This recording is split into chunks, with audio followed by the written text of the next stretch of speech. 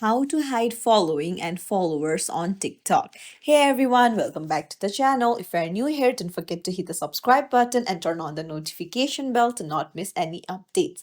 So, do you want to hide your following and followers on TikTok? Then you're in the right place. Let's dive right in. Open up your TikTok and go to your profile on the bottom right. Now go ahead and tap on the three lines on the top right. Tap on settings and privacy. Now, go ahead and tap on privacy. Now scroll down and there you'll see following list. Tap on it and then you can set it to only you.